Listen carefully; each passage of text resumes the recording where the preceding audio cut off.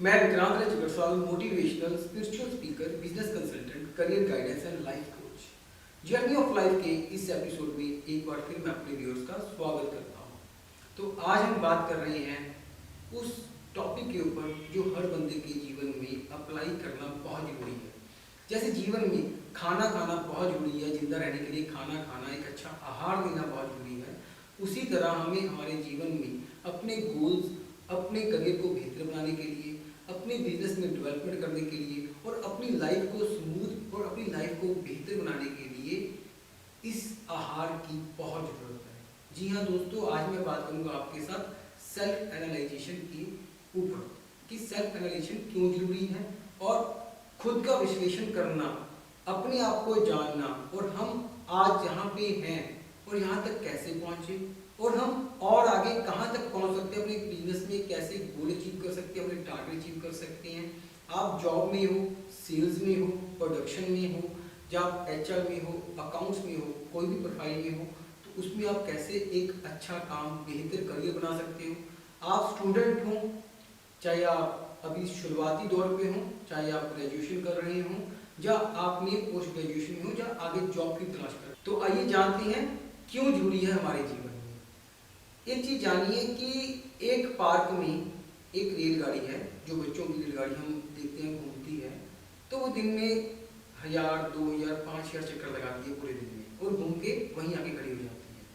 तो हमें self analysation के जरिए से ये जानना है कि हम इतनी एफर्ट कर रहे हैं, भाग रहे हैं, हर इंसान अपने काम के लिए, अपने रोजगार के लिए भाग रहा है, अपनी लाइफ को बेहतर बनाने के लिए भाग रहा है। उस ट्रेन की तरह तो नहीं भाग रहा है कि दौड़ तो बहुत रहा है लेकिन पहुंच कहीं नहीं रहा, पहुंचता भी घूम घुमा के वहीं पे।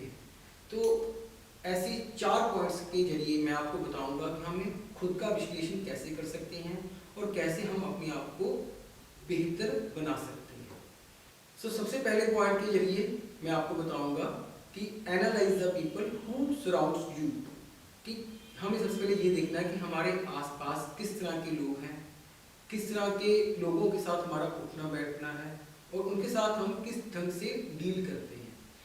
अक्सर क्या होता है कि हर बंदे के जीवन में, चाहे फैमिली हो, चाहे फ्रेंड सर्कल हो, चाहे कोई रिलेशनशिप हो, या कोई आपके काम के दोस्त मित्र हो, या कुछ अनजान लोग हो जिनको हम सिर्फ थोड़ा बहुत पहचानते हैं, बहुत अच्छी तरह से जानते नहीं हैं, उसमें से सब लोग एक जैसे नहीं होते। हमारी फैमिली में भी सारे लोग सपोर्टिव नहीं होते, हमारे दोस्तों में सारे लोग सपोर्टिव नहीं होते, हमारे कोई रिलेशंस में भी सारे दोस्त, सारे लोग सपोर्टिव नहीं होते। तो हमें ये देखना है कि हमारे सर्कल में ऐसे कितने लोग हैं जो हमें डिमोरलाइज करते हैं, नीचा खींचते हैं और आगे बढ़ने में हमेशा कोई ना कोई रुकावट पैदा करते हैं। और ये भी ढूंढना है कि हमारी लाइफ में ऐसे लोग कितने हैं जो हमें हर बात के ऊपर मॉरलाइज करते हैं, ऊपर उठाते हैं, कितने लोग हैं जो हमें प्रोत्साहित करते हैं कि कैसे तुम अपने काम को और बेहतरी से कर सकते हो, सलाह देते हैं और खुश होते हैं, अप्रिशिएट करते हैं। क्योंकि अगर बात की जाए डीमोरलाइजेशन के ऊपर कि हमें जो लोग नीचा दिखाते हैं, आगे बढ़ने से रोकते हैं, उनकी आदत क्या होती है, आपके काम में सिर्फ कमी निकालना। अगर उनसे पूछा जाए कि हम इसे कैसे इंप्रूव कर सकते हैं तो उनके पास जवाब नहीं होता, वो सिंपल कमी निकाल कर निकल जाते हैं और आपको कोई गाइडेंस देके नहीं जाते। और कुछ लोग क्या होते हैं जो आपको हमेशा आपका मोरल हाई करते हैं, आपको बूस्टअप करते हैं, आपको आगे बढ़ने में मदद करते हैं।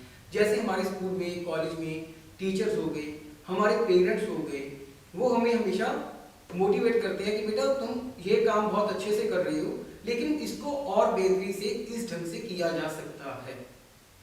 तो ये जरूरी नहीं है कि हर बंदे की फैमिली में उनके पेरेंट्स उनको सपोर्ट करते हो, लेकिन हाँ, माँ बाप कभी किसी का बुरा नहीं चाहते, तो माँ बाप हमेशा अपने बच्चों को मोटिवेट जरूर करते हैं और उसको बेहतरी का रास्ता दिखाते हैं।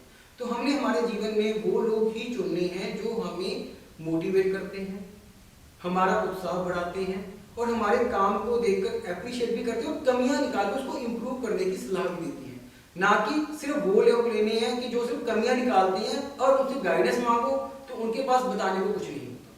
तो सबसे पहले ये ढूंढिए कि जो आपका आसपास का सर्कल है, इस सर्कल में ऐसे लोग कितने हैं जिनमें सिर्फ ईर्ष्या, घृणा और डिमोरलाइज करने की इच्छा है, और ऐसे लोग कितने हैं जो सिर्फ आपके काम को एप्रिशिएट के साथ साथ इम्प्रूव करने की सलाह देते हैं। तो सबसे पहले सेल्फ एनालाइजेशन का पहला स्टेप है know the people who surrounds you. दूसरे पॉइंट की ओर बात करूंगा, make a activity list.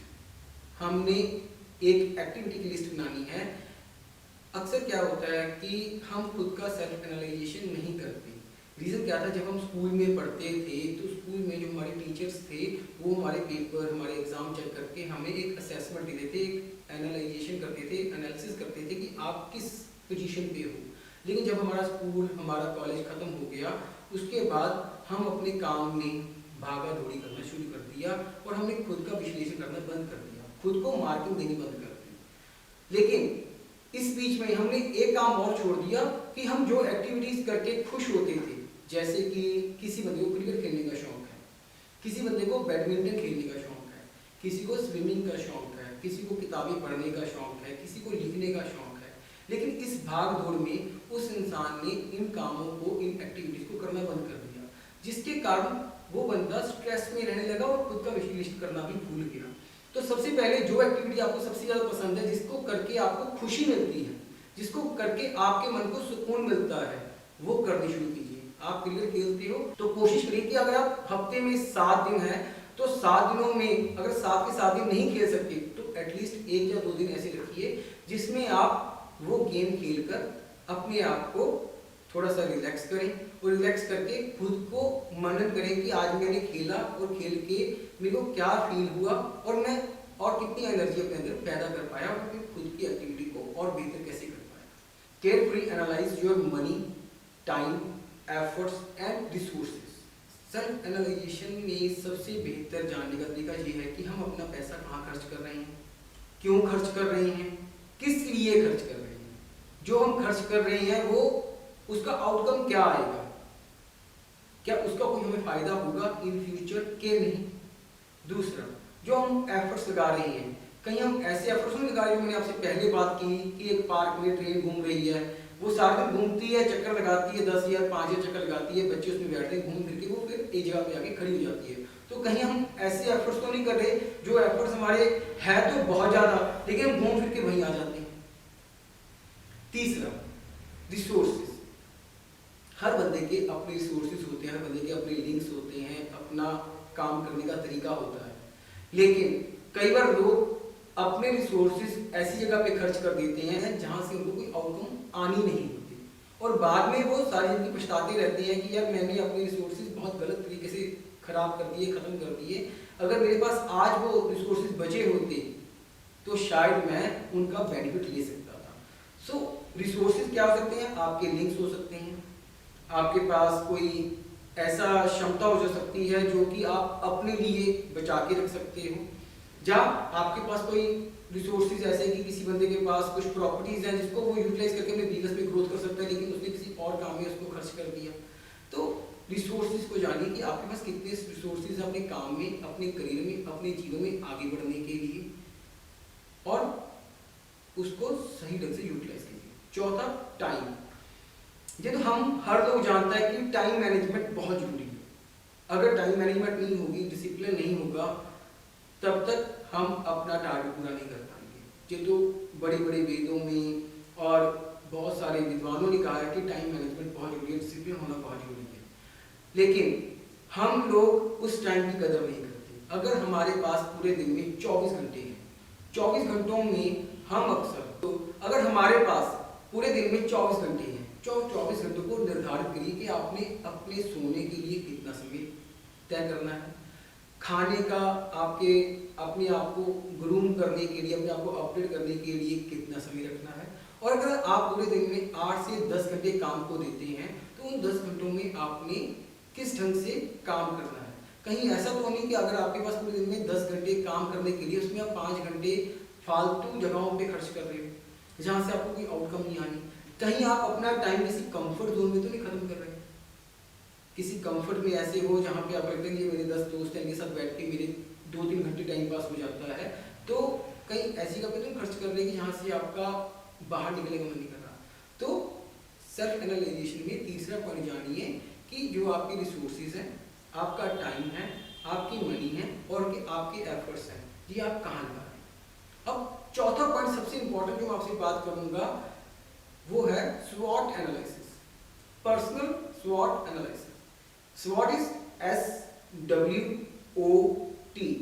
S is strength क्षमता, W इज वीकनेस कमजोरी, O is opportunity, opportunity is अवसर मौका, और थ्रेट एक डर, T is threat, threat is a डर। दो चीजें इंसान अपने साथ लेकर पैदा होता है, एक आपका स्ट्रेंथ, एक आपकी वीकनेस। अब यहाँ पे power of karma role play करता है आपके इस जीवन के सफर में। स्ट्रेंथ हर इंसान की एक क्षमता होती है किसी काम को करने की, लेकिन उसको बाहर निकालना पड़ता है। वो बाहर कैसे निकलेगा?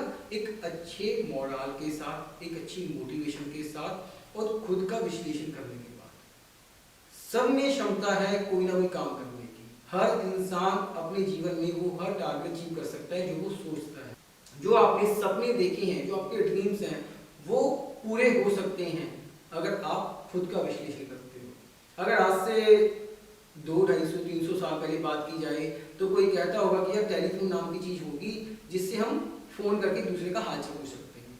तो वो किसी की सपना था, किसी की सोच थी, लेकिन लोगों ने उसके ऊपर हंसी आई होगी, हंसे होंगे कि ये कैसी बातें कर रहा है। लेकिन उसने अपना सपना पूरा किया, अपनी क्षमता को जाना, अपनी वीकनेस को जाना, और उसके ऊपर काम करना शुरू किया। तो सबसे पहले बात करूंगा एस स्ट्रेंथ के ऊपर कि आप अपनी क्षमता जानिए। आप जो काम कर रहे हो, जहां पे आप अपने एफर्ट्स लगा रहे हो, उसके लिए आप कितने सक्षम हो।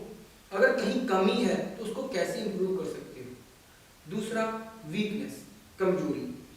जहां क्षमता होगी वहां कोई कमजोरी भी होगी। कमजोरी कैसी हो सकती है? हमें किसी चीज को करने में झिझक होती है। फॉर एग्जाम्पल, एक बंदे की क्षमता है कि वो एक अच्छा एडमिनिस्ट्रेशन संभाल सकता है, लेकिन उसकी वीकनेस क्या है कि वो अकाउंट्स नहीं जानता, उसको अकाउंट्स करने में थोड़ी सी हिचकिचाहट होती है, वो उसमें उसकी पकड़ नहीं है। तो अपनी वीकनेस को अपनी स्ट्रेंथ बनाइए। कैसे बनाइए मैं आपको आगे बताऊंगा।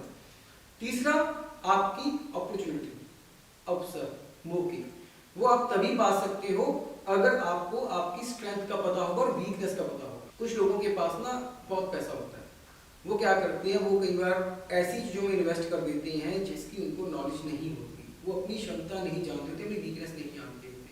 फॉर एग्जाम्पल, मैं बात करता हूँ कि किसी इंसान ने अपना पैसा किसी पेट्रोल पंप में इन्वेस्ट कर दिया।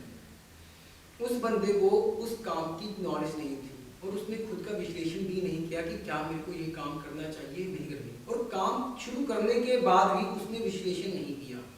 आखिर में उसको पेट्रोल पंप से कमाई होनी कम हो गई, जब बचना कम हो गया। जब बचना कम हो गया तो उसने धीरे धीरे उस पेट्रोल पंप को या तो लीज पे दे दिया, या बंद कर दिया, या सेल कर दिया, और बाद में क्या कहा कि मेरे को तो पेट्रोल पंप से कोई फायदा नहीं हुआ, ये तो घाटे का सौदा था मेरे लिए।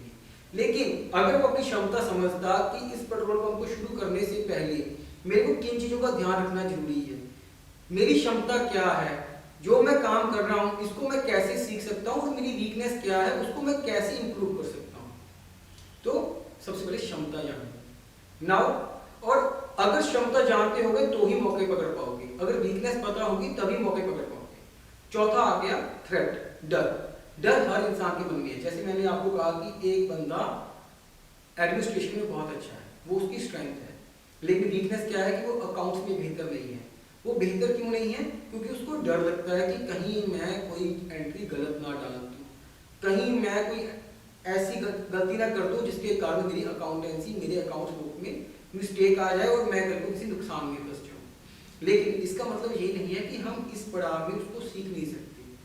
अगर आपके अंदर कोई वीकनेस है उसको आप अपनी स्ट्रेंथ के जरिए इंप्रूव कर सकते हैं।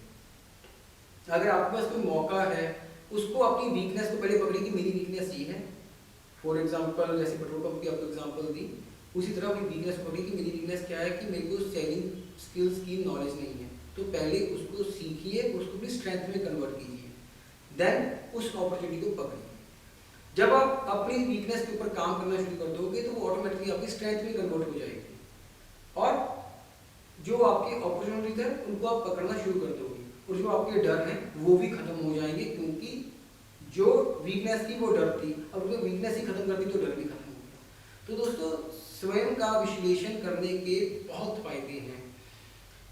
बातें इसके ऊपर इतनी की जा सकती हैं कि आप अपने आप को बहुत इम्प्रूव कर सकते हैं। जीवन के सफर में अगर हमने अब तक अपना विश्लेषण नहीं किया, हमने खुद को नहीं जाना, हमने अपने काम को नहीं जाना, लेकिन हमारे टारगेट्स बहुत बड़े बड़े हैं, तो सबसे पहले दिन में 1 घंटा अपने आप को दीजिए कि मैंने पूरे दिन में क्या काम किया, कितना काम किया और उस काम का आउटकम क्या है। इसका मेरी फैमिली, मेरी लाइफ, मेरी बिजनेस, करियर के ऊपर क्या प्लस बेनिफिट्स हुए या नुकसान हुए, और आगे मैं किस तरह के और बेनिफिट्स पा सकता हूँ और कैसे मैं अपने आने वाले नुकसान से बच सकता हूँ। तो तभी मैंने आपको शुरू में बोला था कि पावर ऑफ कर्मा हर जगह पे काम करता है। मैंने आपको पहले एपिसोड में बताया पावर ऑफ कर्मा कैसे काम करता है कि जैसे आप काम करते जाओगे वैसे आपको आउटपुट आती जाएगी। अगर आपने आज तक अपना विश्लेषण नहीं किया तो आज बैठकर एक बार 1 घंटा अपने आप को दें, जाने कि आप जिस स्टेज पे हो क्या आप इससे बेहतर जगह पे हो सकते थे। अगर हो सकते थे तो क्यों नहीं पहुंचे,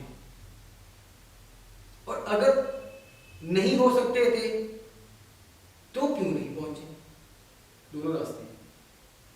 अगर आप खुद का विश्लेषण करते हो और आपको लगता है कि मैं आज इस प्लेटफॉर्म पे हूं, मैं इससे बेहतर हो सकता था, तो पूछिए मैं क्यों नहीं पहुंचा। और अगर आपने आज अपना विश्लेषण किया और आपको पता लगा कि मैं यहां शायद नहीं पहुंच सकता था, तो जानिए कि कैसे पहुंच गया।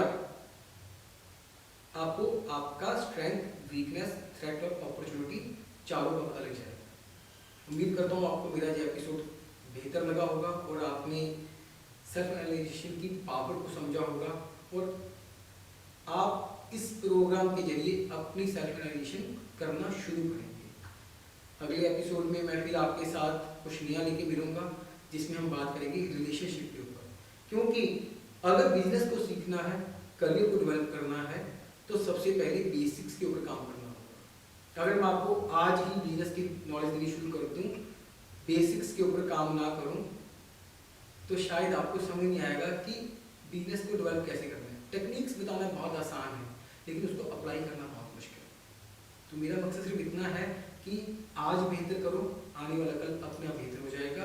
पर एक्सपेक्टेशन मत रखो कि मैं आज बेहतर कर रहा हूं तो कल पक्का बेहतर होगा। वो कभी भी हो सकता है, बट होगा ये जरूर है, पर एक्सपेक्टेशन के बिना काम करते रहो। मैं आपका विक्रांत रहे, अगली बार फिर कुछ नया लेके मिलूंगा। नमस्कार। सो दोस्तों, कंफर्ट जोन के बाद अब बात करते हैं एक ऐसे टॉपिक की जो कि हमारे लिए और महत्वपूर्ण है। तो एक सवाल से शुरू करता हूँ, क्या आप लोग अपनी गाड़ी हैंड ब्रेक दबा के चलाते हैं? मेरे ख्याल में सब कहेंगे नहीं, क्योंकि जब हैंड ब्रेक लगी होगी तो ना गाड़ी की एक्यूरेसी होगी, ना स्पीड होगी और ना उसकी अच्छी एवरेज आएगी। तो फिर हम अपनी जिंदगी में हैंड ब्रेक क्यों लगा के चलते हैं? जब हम गाड़ी की एक्यूरेसी के लिए, स्पीड के लिए, एवरेज के लिए कभी हैंड ब्रेक दबा के गाड़ी नहीं चलाते, तो जिंदगी में हैंड ब्रेक दबा के क्यों गाड़ी चला रहे हैं? तो दोस्तों, एक कहानी से शुरू करता हूँ, शायद अच्छे से समझ आएगी कि हैंड ब्रेक लगाने के क्या नुकसान है और फ्रीली चलने के क्या फायदे हैं। तो एक सेठ के 3 बेटे थे। एक सेठ के 3 बेटे थे, तीनों के तीनों एक ही स्कूल में पढ़े, एक ही तरह की क्वालिफिकेशन हासिल की, एक ही तरह की डिग्री हासिल की और एक ही कंपनी में जॉब पे गए, और तीनों को ऑलमोस्ट एक ही डिपार्टमेंट में जॉब मिली, एक ही लेवल में। लेकिन उसमें एक की सैलरी 30,000 थी, एक की 50,000 और एक की 1 लाख। काम तीनों का सेम था। तो सेठ ने अपने तीनों बेटे बुलाए, कहा कि बेटा काम कैसे चल रहा है? बेटों ने कहा कि पापा काम अच्छा चल रहा है, बढ़िया चल रहा है। तो उन्होंने अपने सबसे छोटे बेटे को कहा कि बेटा अब कितनी सैलरी लगी? तो उसने कहा कि पापा मेरी 30,000। उसके बीच वाले को बुलाया तो उन्होंने कहा तुम्हारी कितनी लगी? उसने मेरी 50,000। और सबसे बड़े को बुलाया, उसने कहा तुम्हारी कितनी लगी? उसने कहा मेरी 1 लाख। तो उसने कहा कि जब तुम तीनों की क्वालिफिकेशन सेम है, पढ़ाई सेम है, स्कूलिंग सेम है, कंपनी सेम है, तो सैलरी सबकी अलग अलग क्यों? तो तीनों बच्चों के पास जवाब नहीं था। तो उन्होंने कहा मैं सुबह तुम्हारे बॉस को मिलूंगा। तो सुबह वो सेठ उस बॉस के पास पहुंच जाता है, कहता है कि मैं जानना चाहता हूँ कि मेरे तीनों बेटे आपके पास काम करते हैं, उनकी सेम क्वालिफिकेशन है, सेम डिग्री है, आपकी कंपनी के सेम डिपार्टमेंट में काम करते हैं और ऑलमोस्ट सेम ही लेवल का काम करते हैं, तो एक की सैलरी 30,000, दूसरे की 50 और तीसरे की 1 लाख क्यों? तो उसने कहा कि क्या आप अपनी गाड़ी हैंड ब्रेक दबा के चलाते हो? उसने कहा नहीं, पर ये सवाल क्यों? तो उसने कहा कि कुछ लोग अपनी जिंदगी में गाड़ी का हैंड ब्रेक दबा के रखते हैं, मींस कंफर्ट जोन नहीं छोड़ते। आइए बताता हूँ क्यों आपके तीनों बेटों की सैलरी में इतना अंतर है। तो वो बॉस सबसे पहले अपने सबसे उसके छोटे बेटे को बुलाता है और कहता है कि भी जाके पता करो, अभी एक शिपमेंट आया है, क्या उसमें हमारी कंपनी के काम का कुछ सामान है कि नहीं? तो वो 30,000 वाला लड़का जाता है, बल्कि सेठ का सबसे छोटा बेटा जाता है और वो जाके 1 घंटे वापस आ जाता है और कहता है कि नहीं सर, उसमें हमारी कंपनी का कोई सामान नहीं है, उसमें हमारे कोई कुछ खास नहीं है, तो छोड़ दिया मैंने। मगर ओके। उसके बाद बॉस अपने दूसरे एम्प्लॉय को बुलाता है जिसकी सैलरी 50,000 है, सेठ के दूसरे बेटे को। उसको कहता है कि डॉक के ऊपर हमारा कुछ शिप आया है, पता करो हमारे सामान, कोई काम का सामान उसमें है कि नहीं।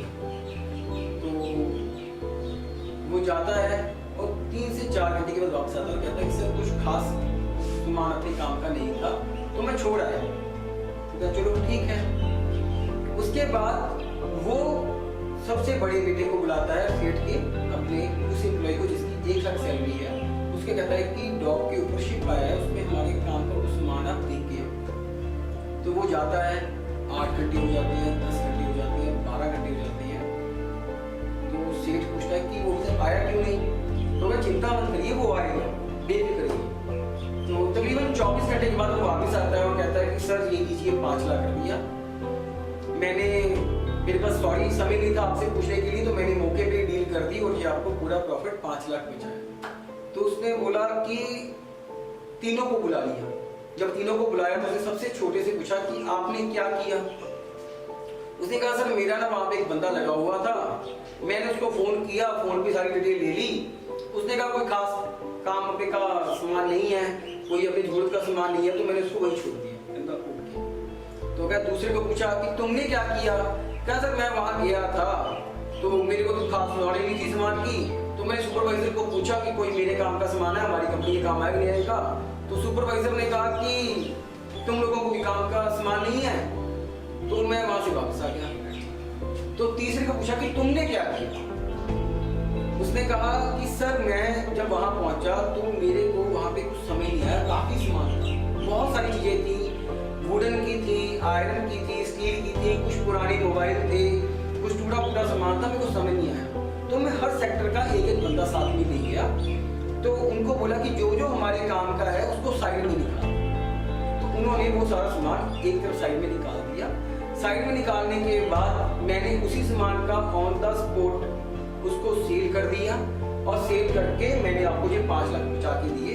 मैं माफी चाहता हूँ कि मैं आपको पूछ नहीं पाया, लेकिन मेरे पास समय नहीं था, तो मेरे को सौदा अच्छा लगा तो मैंने 5 लाख में वो सारा सेल कर दिया, क्योंकि ये सारा सामान हमें 2 लाख का पड़ा और हमने इसमें से 3 लाख का प्रॉफिट कमाया। तो बॉस ने सेठ को कहा कि ये कारण है कि आपका बड़ा बेटा जो गाड़ी चला रहा है वो पूरे कॉन्फिडेंस से चला रहा है, अपने कंफर्ट जोन को छोड़ के चला रहा है, लेकिन आपके जो 2 बेटे हैं वो आज भी हैंड ब्रेक पकड़े बैठे हैं और कहीं ना कहीं कंफर्ट जोन में है। इसीलिए आज उनकी सैलरी 30 और 50,000 और आपके बड़े बेटे की 1 लाख है। ये मायने नहीं रखता कि आपकी क्वालिफिकेशन क्या है और ये मायने नहीं रखता कि आप कितना पढ़े हो, मायने ये रखता है कि आप काम किस ढंग से करते हो, कितने अच्छे ढंग से उसका प्रयास करते हो, कितने अच्छे ढंग से उसको पूरा करते हो। तो दोस्तों, अगर आप अपनी जिंदगी में कोई हैंड ब्रेक पकड़े बैठे हो तो आप भी कभी ग्रोथ नहीं कर पाओगे, कभी भी अपनी जिंदगी में आगे नहीं बढ़ पाओगे। क्यों? जो वो हैंड ब्रेक आपका कंफर्ट जोन है, आपका डर है, आपका खौफ है, तो वो खौफ को छोड़ दीजिए, थोड़ा सा रिस्क लीजिए और आगे बढ़िए, फिर थोड़ा सा रिस्क लीजिए, आगे बढ़िए, क्योंकि जब तक गलतियां नहीं होंगी पता नहीं लगेगा कि क्या सही था और क्या गलत था। तो मेरा आज का वीडियो इसी के ऊपर है कि जिंदगी में कामयाब होना है तो हैंड ब्रेक नहीं लगानी और अपने काम को पूरे 100% देने हैं ताकि उससे आपका भी फायदा हो और आपके साथ जुड़े हुए लोगों का भी फायदा हो। तो दोस्तों आज की वीडियो में इतना ही, आगे फिर कुछ नया लेके आऊंगा आपके साथ। नमस्कार, मैं आपका विक्रांत राय जिगरसाल, मोटिवेशनल स्पीकर।